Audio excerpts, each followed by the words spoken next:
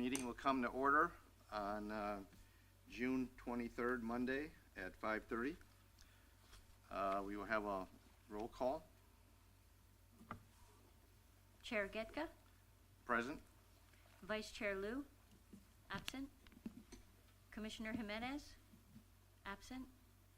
Commissioner Verdugo, Present. Commissioner Chris. Present. Okay, we have a quorum. Next is Pledge of Allegiance. If Commissioner Chris would like to lead us in that. Absolutely.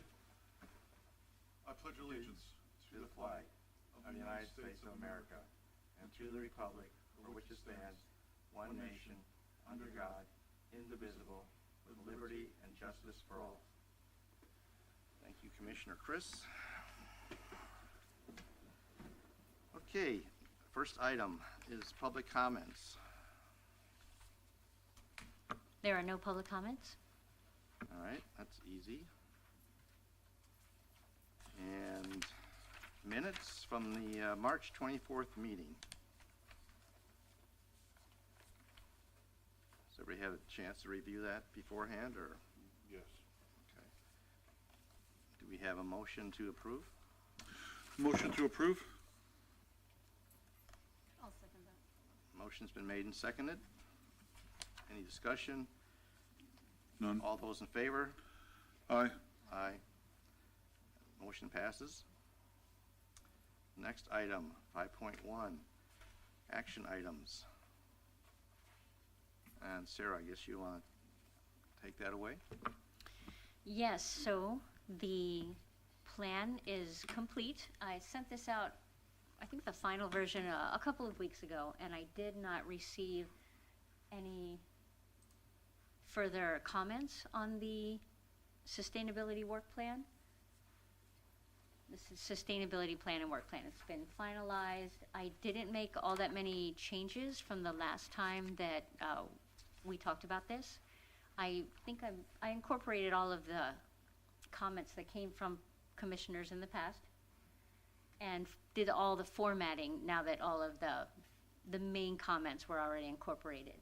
So tonight it's actually here as a voting item to be recommended to the City Council for adoption. Can we have some discussion on this? Oh, of course. Does anybody have any specific questions regarding this plan, or anybody like to make any comments?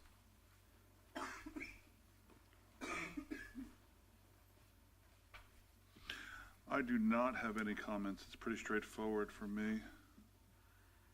Okay. Do you have any questions? I have a few things. Absolutely. On page 29 of 34, which on the agenda, or on the sheet here on the program, it's page 23, but it's concerning sustainable environment, land use, and transportation accomplishments. I did have a question on some of the line items, and one was the Clean California Grant. Do you know anything that you can share with us on that? So that was a $5 million grant to allow us to put shade structures on Jackson Street that were artistic between Kenner Street and Avenue 45.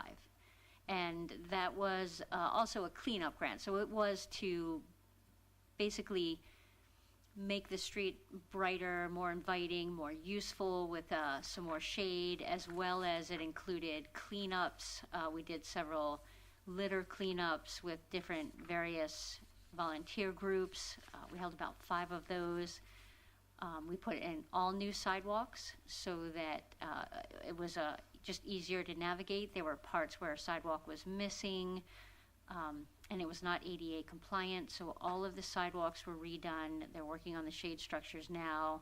The cleanup events are done as well. A lot of the litter cleanup events are complete. So all that was part of the Clean California Grant.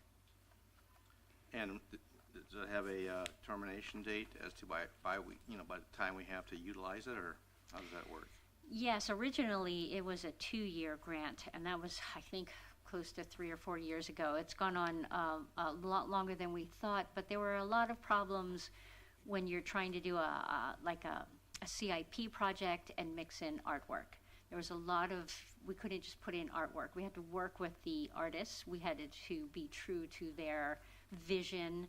And then on top of that, we had to get the materials, which became very difficult. And a lot of the delays were just in getting the metals that we needed to create the shade structures. So everything's been worked out with Clean California. I mean, they've approved all of the extensions and they understand what's going on. We weren't the only city that had issues with completing everything we wanted to do in that 2 years. And it should be, I think it's going to be finalized very soon. Okay. And then all that money has to be utilized on those specific items then, correct? Or is it all basically accounted for out of that grant? Yes, it was very much accounted for. It was up to $5 million, and, you know, when you write out the grant, it's this much for the sidewalks, this much to pay the artists, this much to get the supplies and do the construction. So it was all, we had to account for. If we asked for $5 million, what were we going to spend it on? And that's what we're doing. And I was just curious, did the Art Commission have any say on the design approval or anything like that, or was it just? We put out an RFP for the project, and we had 2 responses, and we took those responses to the Art Commission to choose which art, shade structure art they would prefer, and they were the ones that picked this specific design. The other design was also very, very nice, but it would have created less shade. So, and that being a part of what we wanted the design for, I think that's part of what went into the approval from the Art Commission to go with these structures. And then I'm curious on the Indio Lindo program, the beautification program. Has line items, community cleanups, park cleanups. Who exactly was doing that or is doing that? That is a division that's under the city manager's department, and actually they have created, I believe, kind of a plan as well, and I have asked them to come and give a presentation on that. So as soon as that's complete and finalized, then I'll actually have, his name is Jose Ramirez, and he'll come and present on that specifically. Just a comment on our community. Since I patrol with the CHIPS, the police CHIPS group, I'm noticing the trash in our city is getting worse, and I'm not sure if we need to add anything more in for this coming program for 2025 regarding, I don't know if we can look for more grants to hire more people for city cleanup, but I patrol both North and South Indio, and it's getting to look like not what it used to. So I don't know how we can, if we have to address that with the city council or what department that might be involved with, but we're trying to, you know, develop our city, our downtown, and we're a festival city. And if you were to drive around some of the outer areas here, around the downtown and Highway 111, you're going to see a lot of trash out there. So hopefully we can incorporate that into this program and maybe try to find some grants to deal with that going forward. I think that's a great idea. When that comes back, that's a good time to talk about that. And I can talk to Jose and kind of in the background as well and see what he thinks and where we might be able to help each other. I mean, maybe the city in the spring, this is a bad time of year now to do it in the heat, but maybe in the fall, maybe put together some kind of city programs for city cleanup, or also send out letters to our local businesses to try to once a month clean up their trash in the surrounding buildings and outside their commercial place of business. Because like I said, as I drive around, I'm noticing more of it where I hadn't really in the past. So anyway, I think that's all I had on that topic there. So I had one question, if I may, Chair. On the structures on Jackson, actually, it brought up a question. looked at it a couple times over the past few weeks. It is very shaded. It's very shaded. But has any thought, when they picked that design, gone into how hot that metal is going to heat up in the summertime and the possible risk and potential exposure for litigation if someone were to get burnt on that? I am not sure how much that was talked about. I know that longevity was an issue, and trying to keep something that would would be able to last in this environment and the heat out there was part of the conversation. I'm sure that did come up, but I don't know how that was resolved.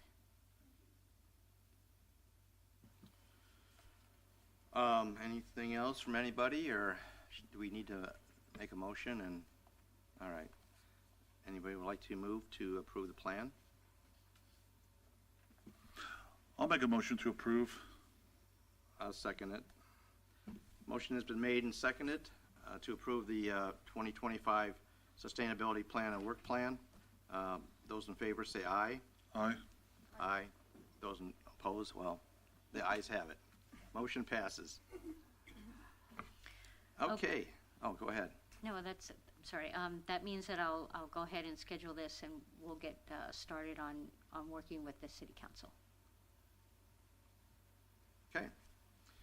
Next item, discussion items, number 6, work plan updates, EV charger, energy efficiency conservation block grant, and true zero waste program. Okay, all of these are in the work plan that you just approved to recommend to City Council. And the first one is the EV chargers. At the last meeting, one of the commissioners started to ask some questions about the new EV chargers that the city is going to put at the golf course in City Hall. So I wanted to make sure I brought that back. The city did put out an RFP and ultimately chose the EV Passport Company. One of the questions was about how the program will be structured, who's going to own them, and things like that. And the model that they went with was the city-owned model. So the city actually owns them, but a lot of the work will be done through EV Passport, and they'll be installed by a third party. EV Passport will have the software.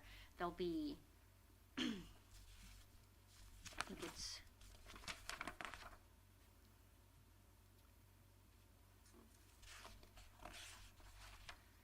So you're saying the EV chargers are the current ones that we're using here at City Hall currently? No, there'll be 20 additional EV level 2 chargers, and I think 3 level 3 chargers. But the same company? That's between, I'm sorry, go The ahead. same company? No, we currently, yes, all of this is going to be, is within the RFP to EV Passport. Okay. So they will do all of it, and the city will own them, and EV Passport will operate them and maintain them. Okay. So that was all approved by City Council, I think, 2 meetings ago. So that was the update on the EV chargers and the model that we're using, and how that moved forward. Again, 20 more level 2 chargers and 3 level 3 chargers. So 3 will be new to us. Those will be between the City Hall, the new City Hall, and the new golf course clubhouse. Good. Right. All right, and the next thing was the Energy Efficiency Conservation Block Grant. I don't know if you remember, but a while ago we had that block grant approved for 2 projects. They were planning projects. One was a planning project to look at our fleet and say, if we had to electrify this entire fleet, what would we need? What's the plan? How could we move forward? If we needed to in smaller, instead of electrifying the entire fleet, how could we move in smaller batches and work toward where we need to go? So we needed a plan for that. And then we asked them to create a plan for like community EV chargers. A lot of times when we looked for EV grants, we had a really difficult time, and why. And so they were going to create a plan that helped us understand the areas where we could put them, so that if we went for grants later, we could say, look, we have a whole EV plan, this is where we would like to put them, this is why. And that was a federal grant. It was a federal block grant, and it was suddenly it stopped. We got the emails, the projects won't move forward, there's no more funding. And then, about a couple weeks ago, we got another email saying we're back. So that whole program is back on again. I've been working with the folks at NREL who originally had worked on moving this forward, and I've been sending them information about our fleet department and about folks moving, or how a lot of our tourists move in and around the city, so they can figure out what we'll need for our fleet and what we'll have to add to the corporate yard to be able to power a clean fleet, as well as where tourists are and how many EV chargers and where we might not need to put them to account for both the folks that live here and the amount of tourism we get through the city as well. So that is back on. Do you recall the size of the grant? Yes, it was $140,000.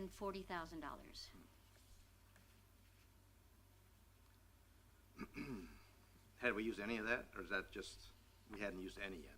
Okay. Well, it was an interesting grant because we didn't actually get the funding. It was a voucher. So the money will go straight to NREL, who is doing the project.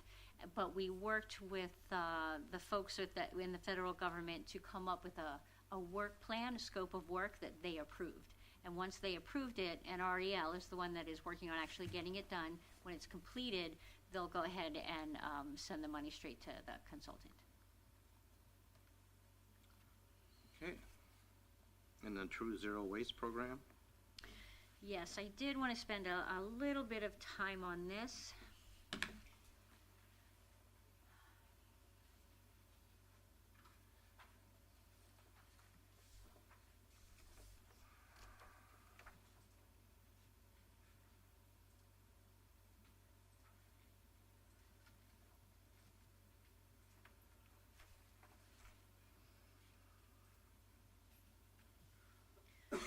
I want to start with SBM has been out here several times.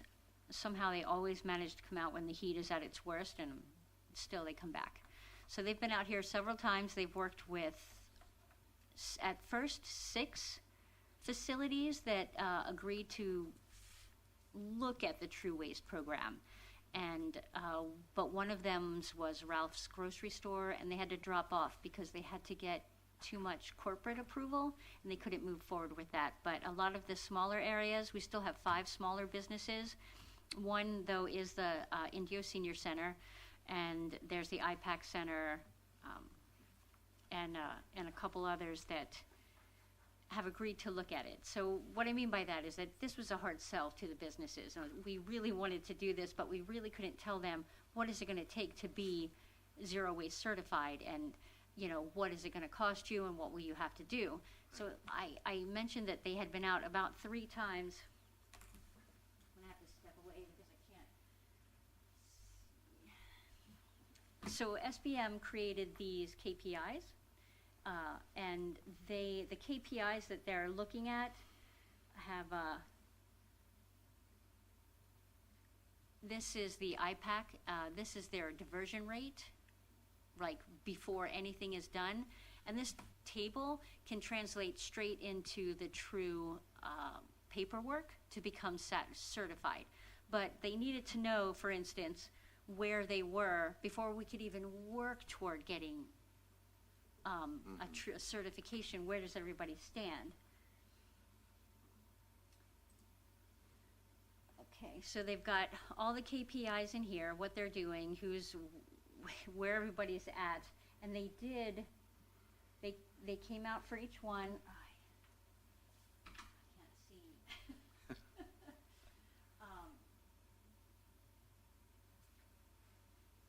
And for each one of these, for one, every single business got basically observations and recommendations from their first walkthrough, talk-through, and observations of what they're doing, getting an idea of what they could do more of, where everything was going, and just basically, where are you starting from? And all of this was covered to begin with. Like, we're not asking the businesses at this point for anything. We're just trying to get to a point where we can say, okay, this is what it's going to take you to get certified. Do you still want to do it? So this was part of it. They came out and did a walkthrough like this and created a report for each of the businesses. And then, what did they do?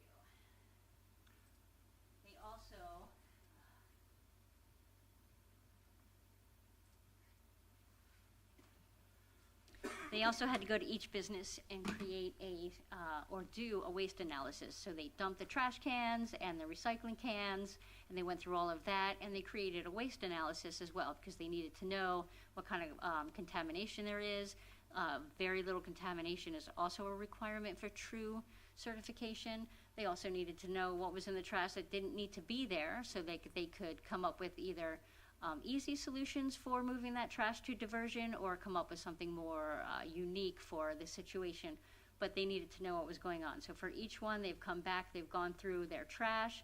They also each got a report just like this. They've sat down with all 5 of the facilities to say, this is what's in your trash, this is what we've seen, and now they are right at the point to say, here's your gap analysis. And what the gap analysis will do is ultimately say, this is what you can do to reach true zero waste certification. So we're off, after all this time and after all this work, we are at the point now where we can say, is this something you're really interested in, and see if we can actually move some of these businesses toward zero waste. There has been a lot of positive feedback from the businesses, and they sound like they're definitely going to be willing to do it. Our next steps are to talk with the Green Building Council and see what kind of pricing that we'll have to go through, so we can see what for sure hard costs there will be, and then for each one it will be very specific to their facility how they'll move forward using their gap analysis to get all of the diversion moved away. And SBM, again, they have their spreadsheets, they already know how far they need to go, and then the companies or the facilities can decide if they want to actually become certified and figure out costs. So that's where we are with this program. It feels like it's been a long time that we've been working on it, and we're not, part of me feels like we should be a lot farther, but when I look at all of the things, because everything is so specific to each facility, that they've really put a lot of detail and a lot of work into how each one could do this and answer the question of, Right. This is what it will take. So are Well, you interested They had to now? gather the data and then develop a baseline. Yeah, to there's know been, what to yeah. measure against. Exactly. So there's been a lot of work done, and we should, by the next meeting, have a good idea who is willing to do this, and then we'll take the next steps to see what we can do to help them meet that certification. Could you share that PowerPoint with us? Yeah. Is that something you could send out to us? Yes. I don't think I've seen that before. No, this is new. This is, they wanted to sit down also before they shared this, or before I shared this with everyone, to sit down with the facilities and go through it also, to make sure everyone knows what these say, like the facilities have already seen them and understand. And when you send it out to everybody, could you list the 5 businesses that have agreed to evaluate this again? Yeah. Just for the record, Uh-huh. I can do that now. So they are IPAC, the Indio Senior Center, Little Street Music, Okay. Camp, and True Awakening. Oh, okay, all right. Looks like an interesting program, so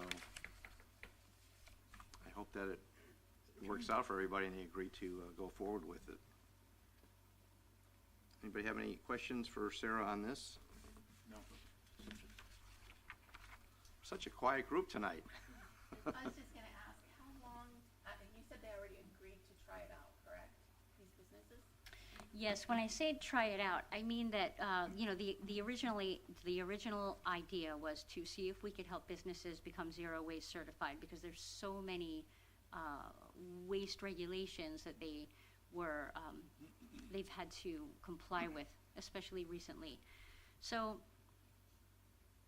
the question was, we couldn't ask them if you wanted to be zero waste certified because we couldn't tell them what that would take, what it would cost.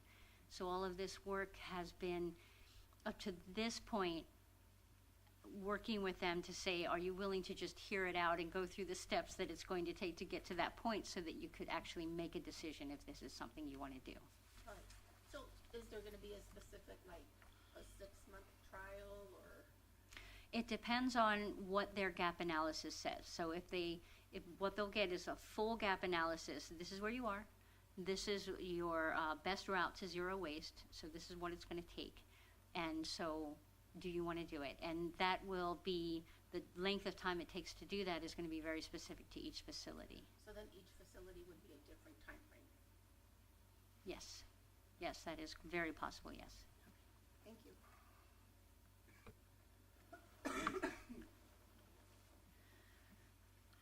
Okay, and the last update, EcoHero is done with the school year, so we got our impact report from the folks at EcoHero. We got a pretty good report card, mostly A's and B's from our responses from the schools. And then they did quite a few schools in Indio. They reached out to a lot of students here. Again, they do this probably every other year. We bring them back into the schools. It's a musical, curated, do not litter kind of program, but it's environmentally oriented, and since they create it themselves, the music and the songs and all of that, they're able to make it, as long as it's environmentally oriented, they can make it almost anything they want. And they started in Indio. We were one of the first places to give them an opportunity in our schools years ago. And now I hear, like, our stormwater group has hired them to do stormwater musicals in schools and teach about stormwater.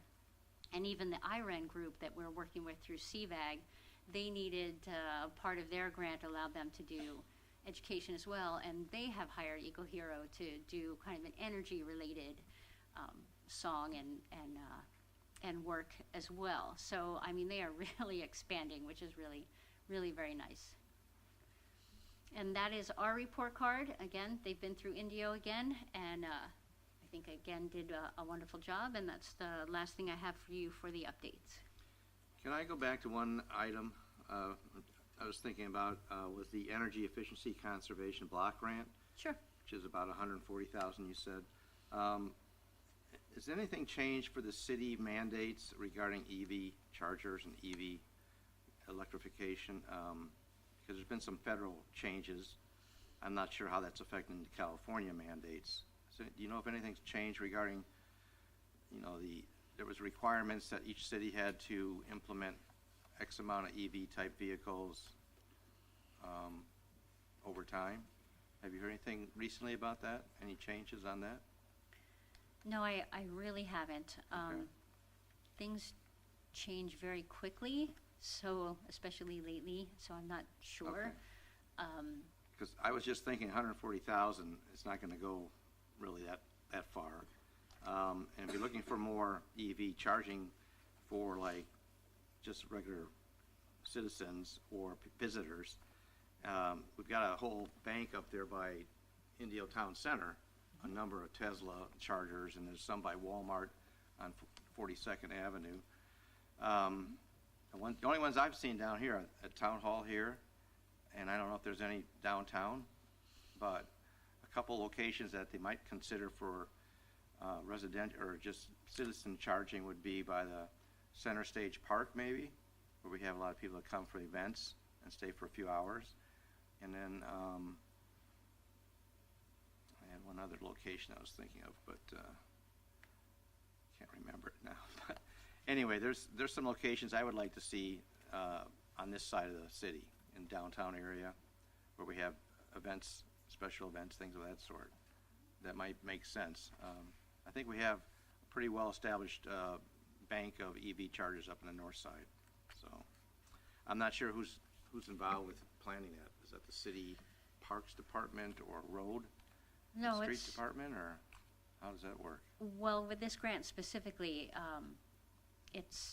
no, it's basically something that we're working on here in sustainability, so. Okay, But the good news is, since it's basically us, once we get that draft report, I can share it with the commission and then take your feedback to them once we have something. At this point, because it hasn't been restarted for super long, they've just been asking for a lot of information, and I'm trying to get all that information to them for both projects. And once that's done and they come up with something, I'll bring it back. okay, thank you. Can I ask a question? I'm not familiar with chargers. I don't have an electric car. What's the difference between a level 2 and a level 3 charger? The level 2 chargers are the basic chargers that you'll see in most places. It takes about, I think it's 4 to 6 hours to charge your car. It's the amount or the speed of the energy that's moving into the battery in the car. So electric 2s, they're not super slow, but they're not super fast. Level 3 chargers are the super fast superchargers, like the Tesla chargers that can charge your battery in, I think it's 1 to 2 hours, or something around that. Yeah, that's basically quick. the levels basically is how fast it can charge up your batteries. You know, a level 2 is probably a medium charging type station. Level 3 is the highest, fastest charge station. I think there's a cost derivative between the chargers too. Fast charger is going to maybe cost you a few cents more per kilowatt hour, however they charge that versus 2. So, and the level 2s are probably less expensive, so you can have more of them. Right. Alrighty. Are you all done with your reports? I am. Wow, very good. All right, commissioner reports. Let's start from my left. Thank you, Chair Gecka. Not a lot going on with IID, other than the fact that they continue to concern me with the impending pullout of the electric business for them. They continue to search for who's the best buyer, Edison or San Diego Power. So it does concern me, because we've had issues with IID with powering up and energizing new development here on a couple different projects, and we continue to develop, which is great. We continue to have new restaurants, new retail spaces coming in, and I'm awfully concerned on how much that's even going to slow down even more with them trying to pull out. So I'm going to try to visit with our council and try to see what we can do to get some answers on how we can make sure that we don't have projects sitting and hold, waiting on power. I also, to the trash issue, it's funny you brought that up. I really want to get the community together, the business community, and have a pride in community. There's a lot of retail centers we have here where a lot of trash does develop in these retail centers. And not everyone, I'm surprised to learn, has a maintenance person or persons assigned for pickup. I know a couple of them do. The Winco parking lot has a maintenance man that literally goes around all day, and that's his job. And it's a hard job this time of year, but I really want to try to implore the city to have a pride and community gathering and get these businesses to invest not just in renting the space and not just in paying tax dollars here, but in the beautification of their own parking lots. That's my report.